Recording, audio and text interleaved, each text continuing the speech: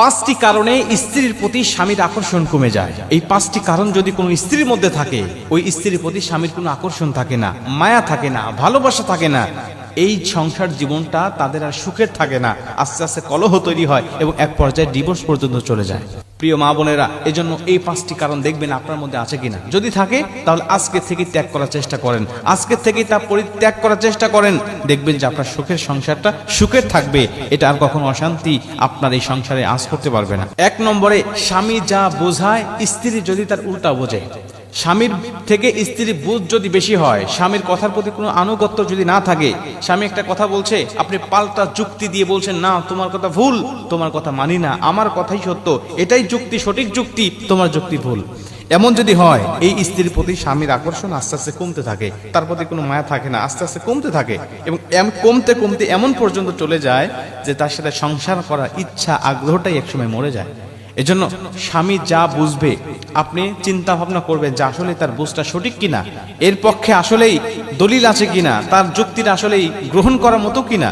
যদি হয় তাহলে পাল্টা যুক্তি দাঁড় করাতে যাবেন না। যদি মনে করেন না তিনি ভুল কিছু বলছে, তাহলে কৌশলে কায়দা করে নম্র ভদ্র ভাষায় তাকে বোঝানোর চেষ্টা করবেন, কখনো তর্কে জড়াবেন না। দ্বিতীয় নম্বরে, যেই স্ত্রী স্বামীর মুখে মুখে তর্ক করে, যেই স্ত্রী স্বামীর মুখে মুখে তর্ক করে, ওই স্ত্রীর প্রতি স্বামীর কোনো মায়া থাকে না, মহাব্বত থাকে না। তাতে আপনি যতই সুন্দরী হন না কেন, তাতে আপনি যতই বিশ্ব সুন্দরী হন না কেন, উচ্চ শিক্ষিত হন না কেন, উচ্চ বংশের মেয়ে হন না কেন, আপনার প্রতি কোনো মায়া, কোনো মহাব্বত, কোনো ভালোবাসা থাকবে না। এজন্য আপনাকে অবশ্যই নম্র ভদ্র হতে হবে। যে স্ত্রী স্বামীর মুখে মুখে তর্ক করে না এবং স্বামী রেগে গেলে চুপ থাকে, স্বামীকে হাসি দিয়ে, খুশি দিয়ে, অঙ্গভঙ্গি দিয়ে সন্তুষ্ট করার চেষ্টা করে, ওই স্ত্রী যদিও কুৎসিত হয়, ওই স্ত্রী যদিও কালো হয়, ওই স্ত্রী যদিও মূর্খ হয়, নিম্ন বংশেরও হয়, তারপরেও তার স্থান স্বামীর কলিজার মধ্যে থাকে। এজন্য কখনোই দুই নম্বরে স্বামীর মুখে মুখে তর্কে জড়াবেন না। তিন নম্বরে, স্বামীর মতামতের বাহিরে আপনি কোনো কাজ করবেন না। স্বামী যে মতামতটা দিবে, এই মতামতটা আপনি গ্রহণ করার চেষ্টা করবেন। কারণ নবীজি বলেন, আল্লাহর পরে যদি কাউকে সেজদা দেওয়া জায়েজ হতো, আল্লাহ স্ত্রীকে বলে দিতেন স্বামীকে সেজদা করার জন্য। আল্লাহ নবী এমনি এমনি বলেন নাই। অবশ্যই স্বামীর মতামতের দাম রয়েছে, স্বামীর গুরুত্ব রয়েছে, এজন্যই আল্লাহ নবী হাদিসটা বর্ণনা করেছেন। চার নম্বরে, স্বামীর পছন্দের মূল্যায়ন করতে হবে। স্বামীর পছন্দের মূল্যায়ন করতে হবে। স্বামীর পছন্দ আছে বিধায় সে আপনাকে পছন্দ করে বিয়ে করেছে, এটা ভাবতে হবে।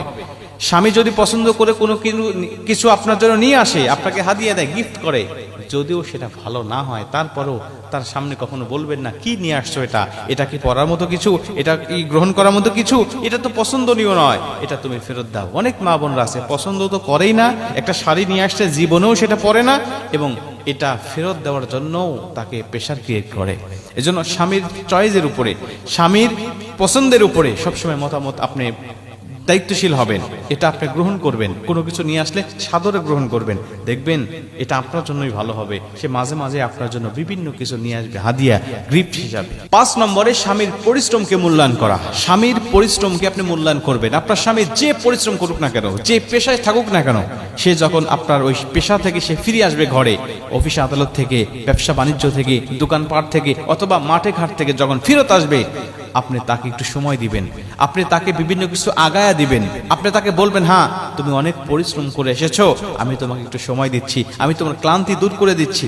কিন্তু অনেক মা বোনরা আছে তারা বলে, তুমি কি এমন করো সারাদিন, তুমি এমন কি করো কষ্ট করে, আমি তো সারাদিন সকাল থেকে শুরু করে ঘুম থেকে ওঠার পর থেকে নিয়ে রান্না বান্না থেকে শুরু করে সন্তানদেরকে গোসল করানো, খাবার দাবার খাওয়ানো, স্কুলে পৌঁছানো, কত কাজ আমি করি, আমার মতো কাজ করলে তো তুমি পাগল হয়ে যাবে। মানে স্বামীর পরিশ্রমকে সে কোনো মূল্যায়ন করে না।